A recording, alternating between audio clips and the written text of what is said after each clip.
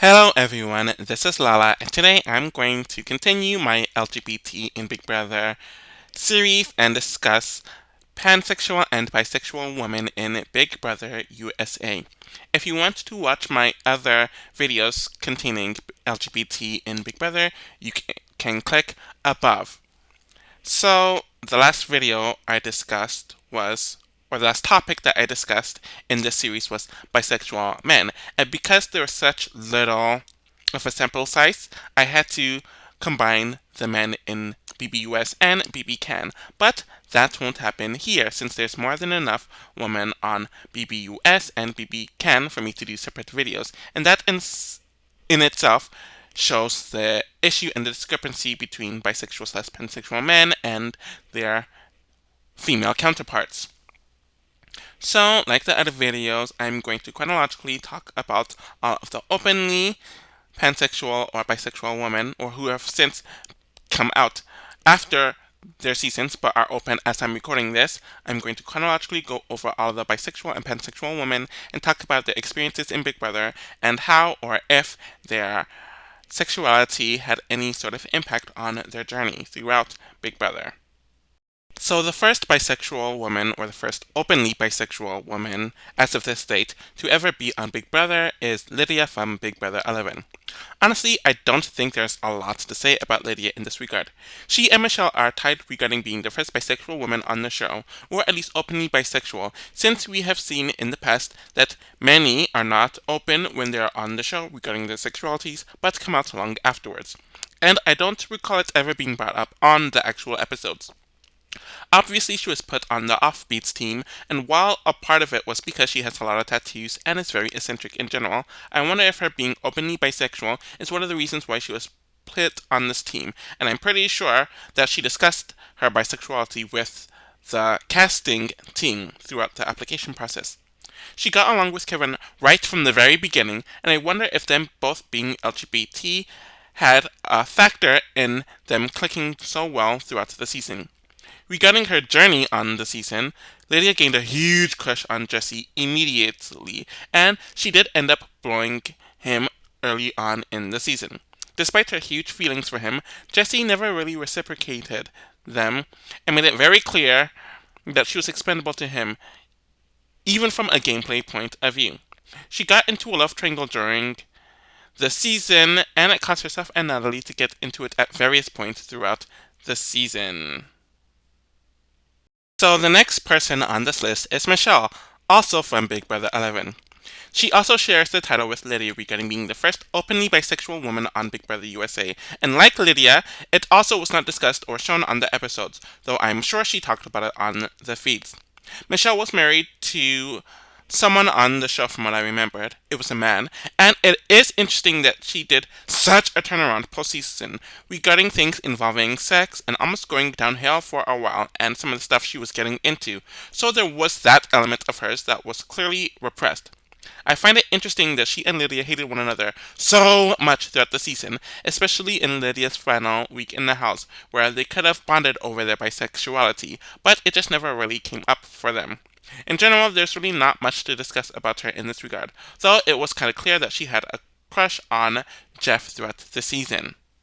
Chronologically, we are moving on to Annie from Big Brother 12, and props to the network and production and casting for actually casting bisexuals in more than one consecutive season, so yay! What's interesting about Annie is that she only lasted a week on Big Brother 12, and there was more coverage of her bisexuality on the show compared to Michele, who was an endgamer on Big Brother 11, and Lydia, who was a juror, combined. I do question why that was the case, and a part of me thinks that they allowed her to talk about her bisexuality and they actually put it on the episodes is because she was dating a woman while the season was taking place. So it isn't something that's quote unquote easily disguised, which tends to happen a lot with bisexual representation, not only on reality TV, but just media, including television and film as well. I will say that with a lot of the bisexual men and women, and the pansexuals as well, that I have and will discuss throughout Big Brother history, a lot of them either pursue people of the opposite sex or are dating people of the opposite sex while their seasons are taking place. So Annie dating someone of the same sex was very interesting, and it's really not that common regarding the bisexual people on Big Brother in general. She mentioned that she intended to not mention much of it at all entering the season, and that she could potentially use it for strategy purposes, but that never came up, and she felt alienated, partially due to her having to hide a huge part of her identity. Annie has a great conversation with Regan, where she comes out to him about being bisexual and having a girlfriend, where it was a very nice moment between them, and it was just two LGBT people supporting one another in this moment where there weren't anyone else like them in that particular season. I wished Annie lasted longer so she could continue talking about her experience, and so bisexuality with women would have been a lot more visible on Big Brother, especially in 2010. But for her to be a first boot and to have all this content about it is really great, despite her limited time on the season.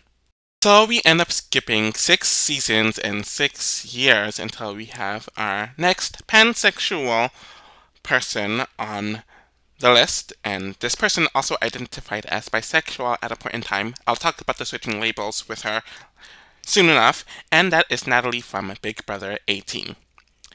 Based on people who have since been identified as bisexual or pansexual, Natalie is the first woman who was closeted, though there were definitely a lot of signs during this season, though she never identified with it publicly. It was clear that she was cast to be showman's bait for the guys, especially Victor, and there was a brief showmance during the first week of the season, but he ended up rejecting her and she really started to dislike him. Natalie was known to flirt with people during the season, and when she was flirting with James, a lot of people in and out of the house saw it as extremely inauthentic and very off. The two continued their showmance throughout the season, and it seemed like they were both partially playing it up so they can be America's favorites. And she almost never wanted to kiss James throughout the season, and I don't even think they kissed on the lips at all. A lot of people in and out of the house saw this and turned it around on her, where it really just was not a good look. Natalie also flirted with Tiffany a lot throughout the season, and they were very comfortable with one another, in a way that she just was not like that with James or any other guys on the season, and Natalie admitted after the fact that she did have a crush on Tiffany. There's, of course, the situation with Polly, which I've discussed in depth in a few videos by now, where he made fun of her for being a quote-unquote Jersey chick, and that was pretty much his way of calling her an inauthentic skank, and claiming that she is as fake as the boobs on her chest. Pretty much, they are both calling out one another for being inauthentic with their showmances, flirtatiousness, and in hindsight, I think they're probably trying to communicate that the other was somewhat closeted too. And in a way, the two are very mirrored regarding how they identified during the season, their experience on the challenge, and where they are at now. So I think that's why the two kind of rubbed one another the wrong way, because they are pretty much looking at the other and seeing that it was really a mirror of themselves. Anyways, Natalie really could not win with these people, and her quote-unquote Jersey girl rep killed her in the game, especially when she campaigned for herself on her final week in the season, and they saw it as her throwing James under the bus. And he definitely gaslit her a lot. James later on admitted that he asked Natalie at some point during their postseason relationship if she was a lesbian, and the fact that he released this was kind of just icky in of itself. Unlike others who were closeted on Big Brother and came out afterwards, Natalie had a very different experience. She was cast on the challenge a year after her Big Brother season ended, and after engaging in what some saw as a fake showmance with Bananas, it probably was fake to be honest, because that's what he does, a cast member of hers named Kaylee outed Natalie for being gay. That was Kaylee's words, and Natalie had a girlfriend at the time of filming her first season called the challenge Vendettas, while engaging in a fake showmance with Bananas. Being outed in general is just an awful thing to do, but being outed on national TV is a really hard thing to deal with, especially when you didn't have the control to share your truth. Natalie had to deal with the aftermath of this on her second season of the challenge called The Final Reckoning, which was filmed about 6 months after in early 2018, where she got into it with Kaylee about this, where Kaylee was not remorseful whatsoever, and she yelled that she would do it again. It seemed like Natalie herself was confused with the labels bisexual and pansexual, as she first identified as pansexual when she was initially outed online, and then she said she was bisexual on the final Reckoning reunion, only to claim afterwards that she is pansexual. So a lot of people kind of confuse and conflate bisexual with pansexual, because bisexual is mainly being attracted to two genders, and pansexual is being attracted to anyone of gender, but gender really isn't an important element in their attraction for someone. So I guess that is how Natalie was confused, and since that point in time, she is more firm in her identity, which is pansexual. We are moving on 2 years and 2 seasons to talk about Rachel from Big Brother 20. In general, there really isn't much of anything to say about her, since she didn't get much content on the edit at all. She talked about it a bit on the live feeds, but there was really nothing notable about her sexual identity on the show, or on Big Brother overall. On the same season, we have Bayleigh, so they cast two openly bisexual women on the same season again. So progress here, but they would never do this for their male counterparts. Anyways, what is interesting about Bayleigh is that she spoke about her bisexuality a lot on the season, but it didn't really make it onto the episodes. But from the feeds, she was very open about it. From what we saw early on the season, and from what was said from the cast members afterwards, Casey and Bayleigh were hardcore flirting with one another, and they were definitely infatuated with one another. It was to the point where Bayleigh has stated that she would have gotten with Casey had Swaggy not been in the house. Bayleigh then got with Swaggy after the first week of the season, and she would still state openly, even to him, that she would have gotten with Casey had he not been in the house. Of course, this was not on the edit, and we see her relationship with Swaggy progress very quickly. This would eventually lead into the confrontation with Casey on the Challenge 35 Total Madness, which was filmed a year after Big Brother 20, where the challengers confused her stating sleeping together in Big Brother meant that they had sex or were intimate in that way, where, as we all know as Big Brother fans and the Big Brother alumni know, people in Big Brother always share beds together for a plethora of reasons, as oftentimes there aren't enough beds.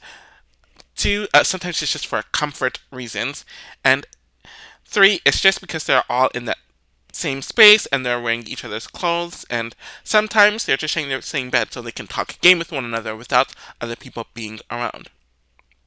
So the context of the sharing the bed situation is that Casey won the challenge. I don't know if she won the challenge, but pretty much Casey had the power to give either Bayleigh the opportunity to get her golden ticket to the final, since that was the theme of the season, or to give it to a person that she just met in Nani, and this is someone who would be Casey's future fiance. And Casey decided to choose Nani over Bayleigh, which really hurt Bayleigh's feelings, as Casey pretty much tried to deny their friendship and deny any flirtation between them. And Casey really tried to gaslight Bayleigh and made her seem like she was nothing and she read too much into things. And reminder, Bayleigh was already married to Swaggy at this point, so it definitely added that initial context there. So, there was a trending controversy. I don't necessarily know if using controversy is the right word per se, but you get the gist, where she and Swaggy went on influencer Shan Budram's podcast last year, where Bayleigh mainly talked about getting with women while in her marriage to Swaggy and how she wants to be in an open relationship. It was a lot to go through, and it does show that even though some bisexual people marry a person of the opposite gender, that it doesn't care their attraction to people of the same gender, which is often the stereotype that bisexual people get, since there are statistics that show that bisexual people more often than not marry people within the opposite gender, just due to the fact that there are more straight people of the opposite gender that would be attracted to them than people of the same gender of them that are gay. That's a whole plethora of worms that we can get into, but I don't really feel like it right now. But it shows that Bayleigh marrying Swicky doesn't kill her attraction to women, and I found that to be very interesting to note. So we skipped 3 seasons, or maybe it's just a season or a year since Bayleigh was on Big Brother 22 as well. But the next person chronologically on our list is Sarah Beth from Big Brother 23. So there's quite a lot to get into regarding Sarah Beth and how her sexuality played a factor into her Big Brother journey. One, she was one of the first bisexual women to be open on the show and to have that openness actually make it onto the episodes. There's that distinction there, since I've discovered or discussed with many of the women prior to this where they were open about their bisexuality, but it just wasn't put on the episodes. I mentioned beforehand that Big Brother in general tends to struggle with portraying and showing bisexuality on the show, no matter what country, meaning that this is an issue in Big Brother Canada as well, and that issue is still present today in the modern era. Sarah Beth did have a girlfriend while taking part in the season, and she was very open about it with the other house guests. Despite that, Sarah Beth was hiding a lot about herself in general, and people realized it, so there were people who thought that she was faking her sexuality. More on this later. She developed a very close friendship with Kylan throughout the season, but there was some toxicity in it due to Kylan's manipulative and cunning nature in general, and the bigger goal of the cookout, which obviously she wasn't a part of. For some reason, a lot of people were threatened by this relationship, especially Tiffany. Speaking of Tiffany, she had this irrational dislike for Sarah Beth that really should not have been there, which started because Sarah Beth told Kylan early on about her alliance with Claire and Tiffany. Tiffany saw this relationship as a threat and ranted to most of the house to get Sarah Beth out. One of the rationales that she mentioned is that Sarah Beth is attracted to Kylan, is lying about having a girlfriend, and is using her supposed bisexuality for gameplay purposes, which that wasn't true at all. There's so much of this. One, it is the assumption that all bisexual people are promiscuous and all their interactions are romantic slash sexual in nature. Though Sarah Beth was never attracted to Kylan, nor was she flirtatious with him. And that statement in general is just a very dangerous rhetoric to throw regarding bisexual people, which caused them to deal with a lot more assault, a lot more depression, a lot of intricacies that specifically they go through due to that and people doubting them and assuming that they are promiscuous due to them liking more than one gender. To be accused of not being bisexual because she has a close friendship, not even a relationship, a close friendship with a man is clearly biphobic, and all of this was happening behind her back, and she wasn't even aware of this. All because Tiffany had a crush on Kylan, and she completely misread Sarah Beth. Tiffany would come clean about all of this in the jury house, and Sarah Beth did forgive her. And what makes this even worse is that the other bisexual women in the house did not support her, which we will get into in a second. So the next person is on the same season, which is Claire from Big Brother 23. I don't have a whole lot to say about Claire in this regard. She was open from the very beginning about being bisexual, and it did make it on the show, though I think it was just in her intro package. At the same time, the house guests did not make a deal about it or get into whether her bisexuality was real or fake, especially compared to Sarah Beth. I don't really know why she and Sarah Beth had such different experiences in this regard, though a part of me thinks that it's mainly because Tiffany was driving most, if not all of this, and because she was close to Claire, she didn't need to delve into it. And I'm also wondering if a part of this had to do with Sarah Beth dating a woman at the time, while Claire was showing an attraction to a man during the season, as her relationship with, or her friendship with Derek X turned it into a real life relationship, which they solidified in the jury house. So I'm wondering if that has to do with the discrepancy there, which falls under the unfortunate lens of bisexual women being seen as straight more often than not, and bisexual women being seen through the male lens. Okay, so what made the whole Sarah Beth rhetoric even worse is that Tiffany was speculating and telling most, if not all of this, to Claire, who is also openly bisexual, and not only did Claire did not defend Sarah Beth whatsoever or tell Tiffany to cool it, she agreed with a lot of it at the time as well. And what I noticed with Claire and Sarah Beth, Rachel and Bayleigh to a lesser extent, and Lydia and Michele is that the bisexual women who are on the same season as one another tend to not get along whatsoever. So there's really no support in that regard. And I think that's something that needs to be delved into a lot more. And I really wonder why that is the case. And the final person on this list is Blue from Big Brother 25. There really isn't much to say about Blue in this regard. She was open about being bisexual while filming the show, though I don't think they really included it on the edited episodes. Of course, there was her showmance with Jared, which was extremely cringeworthy, but that caused a lot of mess with her game, and I really don't think her bisexuality had much of an effect at all, or it having any effect on her journey in Big Brother. So now it is time to look at the data and then at my final commentary.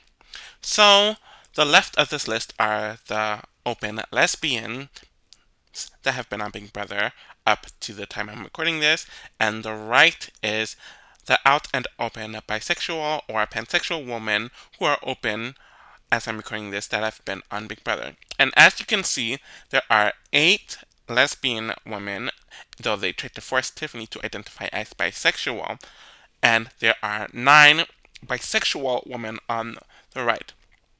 So it is pretty good that it's relatively even for both groups since they deserve their own representation and they have their differing experiences that I've delved into on both videos. Though you do see a slight preference towards bisexual women, and I wonder why. This gap will be even larger once I look into the lesbians and bisexual slash pansexual women in Big Brother Canada, where the balance is so much more in favor of bisexual women. And it causes me to think, why is there so much more bisexual visibility in Big Brother compared to the lesbian representation? And this might sound awful, but I do think a part of it has to do with that male gaze perspective, where a lot of the casting people, the producers, the network executives are men, and there's this really nasty rhetoric regarding bisexual women and the male gaze, where they find it sexy and appealing, and that bisexual women get with girls for the male gaze, so they settle with men, even though a lot of that's false, and there's a lot of really bad negative rhetoric and just trash statements regarding that. But even despite the data seemingly being equal, the lesbian women on Big Brother talked about their experiences as being lesbian, and for the most part, it's aired on the show, while the bisexual women on average do not get that opportunity. And I do find it interesting that all the lesbian women, or the women who have came out as lesbian, were open, while there are some bisexual women, there was really only one that was closeted. So, it, in my opinion, pushes that narrative that a lot more people in the LGBT community are closeted bisexual people. Now it is time to look at the data between bisexual slash pansexual women and bisexual men on Big Brother USA, and there's a lot to break down here. So, just from the list, the left includes the bisexual men, and there's only been 5 of them on Big Brother USA, and some of those people were not cast with the notion or the knowledge that they were bisexual through the casting producers and the network's eyes. While the women, there's pretty much double the amount of bisexual slash pansexual women on Big Brother, as there are 9, and all of them but one were open, meaning that the casting directors and the network and the producers knew about it, and they all identified as bisexual on the show. So there's that dichotomy, and I feel like this has a societal element because when it comes to bisexual people, you notice that a lot of the ones who are very open about it are women, where a lot more of the men are closeted. And I think this has to do with the negative notion that bisexual people have through the male gaze, where bisexual women are more straight, or that's the stupid male lens narrative of it, so they hook up with girls to attract men, but at the end of the day, they'll still get with a man, where bisexual men have the stigma of them really being gay and they don't really like women, but they're seeing through the male lens viewpoint that bisexuality is viewed as the gateway to gay, where there are some gay people who first identify as bisexual to kind of test the waters where they think they're bisexual, only to realize that they are gay. But that's not all, or even a lot of the bisexual people as well. And there's still data that shows that bisexual men tend to marry women more than men just due to there being more straight women than gay or even bisexual men. And a lot more bisexual men are closeted due to this negative stereotype and them not really feeling like they belong in the gay or the straight groups. And that's the issue with bisexual people at all, or in general, where they don't really feel like they belong in either group and they receive a lot of hatred from both the straight and the gay communities. So they don't really have a strong enough community of their own. They're not straight enough to be in the straight community since they are still other due to their attraction to the same sex, while in the gay community, they're seen as people who could pass as straight and tend to get into heterosexual relationships anyways, while completely ignoring the fact that they do like both groups or both genders, and it tends to be downplayed. And it says a lot that over half of the bisexual men who have been on the show were closeted at the time that they were on the show. Though James, he was open in his real life, but he was closeted when he went into the show because he knew that there would be a lot of biphobia. So there's definitely that element, and to me, it shows that casting and the networks and the production are a lot more comfortable with casting bisexual women compared to bisexual men, and they really only cast two of the bisexual men with the knowledge that they were bisexual, compared to the 8 bisexual women that they cast knowing that they were bisexual. So there's definitely a balance in favor of bisexual women compared to bisexual men, though I do think a lot of that has to do with the awful viewpoint of the male gaze. Now it is time to look at the data pertaining how these women placed on their Big Brother seasons. So, because Bayleigh is a returnee, I'm dividing her two journeys as two separate entries, and the three categories that I always use is the end game, so this is anyone from the final 6 to the winner, the juror, so this is anyone from the first juror to 7th place, and depending on when the jury portion of these seasons start, it'll be smaller or bigger, and the pre-juror are the first 5 or all the people evicted before the jury portion of the season. So Lydia was on the block a lot during her time on the season, and while she was a pawn for most of those rounds, there was definitely a few of those rounds where she was most definitely in danger and barely made it out of those rounds unscathed, where she did had to kiss up to the power in the first week to get vetoed off the block, and even when she did get in good with the Jesse side of the house, they still used her as a pawn, and they even tried to send her home during the Wani week, and she was nominated as a pawn against Russell on Chima's HOH. Of course, the coup happened, which should have benefited her position since she was at the bottom of the Jesse alliance, and with Jesse being taken out, it should have caused her to be put in a better position, but she didn't take advantage of it, she lost her mind, and she was easily sent home the very next week. In general, she was kind of just always on the out and was never able to get in anywhere. Michele was also another outsider, though she did get closer to the Jordan and Jeff side of the house, especially at the end of the first week, where she was one of the swing votes, which did kind of just ruin her position with the Brains Alliance, and she was definitely a backup target during a few of those weeks, where in the third week she would have went home had she not won the veto, and she was able to be in a decent enough position because she wasn't the main threat, or at least compared to some of the others, and the Jesse side of the house started cannibalizing themselves, and then the coup happened, which caused her to get in good with Russell, Jeff, and Jordan. Though even then, she was always at the bottom of that alliance because Jeff and Jordan just didn't trust her, and a lot of people in the house just did not trust her at all. Michele definitely needed to win that final 5 veto for her to stay in the house, and then she ultimately went home at 4th. But she performed the best out of all the bisexual women on this list, and Natalie as well, though she is pansexual, so she performed the best out of the pansexual and bisexual women on Big Brother USA. Annie's the first boot, though that mainly had to do with her having to be the saboteur and having to do a whole lot during the first week due to that and being a lot more deceptive, while grouping up with the outliers in the house, and when Brennan won the veto, she was the perfect replacement nominee there. Natalie is the second and final endgamer of the season, where she was a part of that newbie group that really wasn't getting any sort of traction, but she wasn't seen as a big threat, and she was able to get in good with James, which caused her to be under the radar for those next several weeks. Of course, she helped make that move to send home Zakia and to weaken Polly, which put her in a good alliance with James, Michele, Victor, and Paul, though she screwed that up because she let production get in her ear about trying to work with the quote unquote favorite in Nicole, and that ended up screwing up her game as well as the second battle back, though she definitely showed the most skill set as a player compared to most of the others on this list. Rachel is a pre-juror, and she pretty much just stayed with her level 6 alliance, though she was always at the bottom of that alliance and never really tried to make much relationships with the level 6 side of the house, which would have helped her make it further, and her own alliance turned on her at the end of the pre-jury portion because they saw her as a liability. Bayleigh is a juror and a pre-juror, though there's really only one placement difference between both of them, since on her first season she was the first juror, and her second season she was the last pre-juror.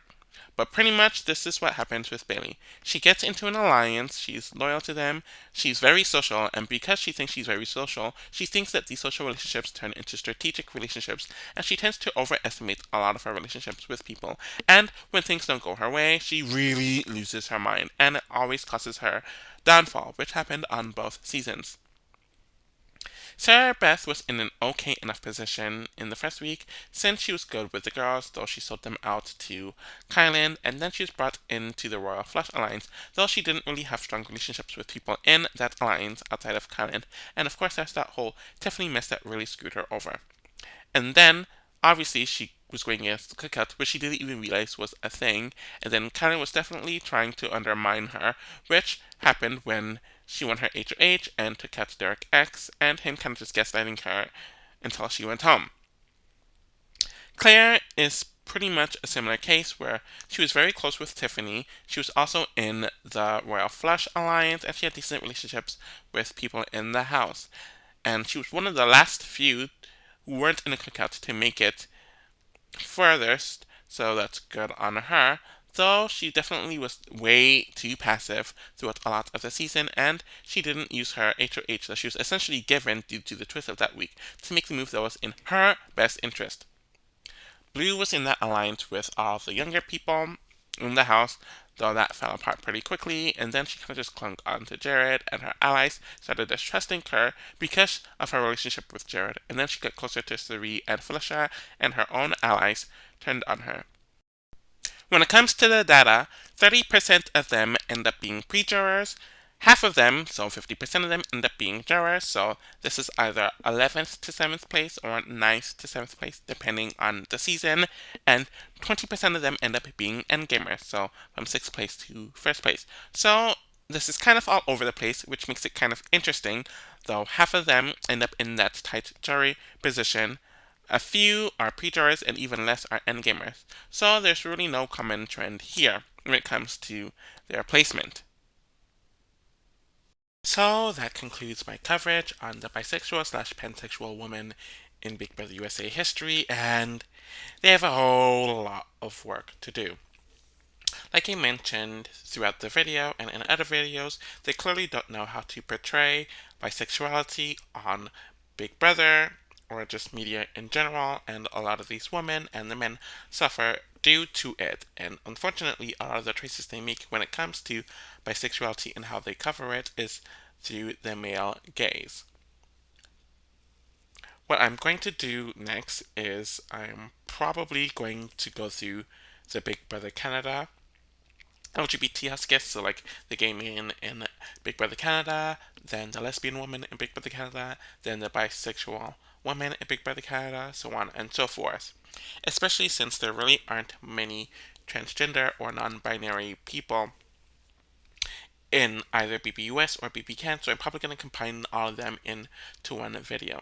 I am working on a few Big Brother 20 compilation videos, that Total Drama Game Player T ranking is coming soon enough. I just really don't want to go through that season again. And I have some other surprise videos that are taking place. Thank you all for watching. You can like, subscribe, do all that jazz, and I'll be back with something soon. Bye!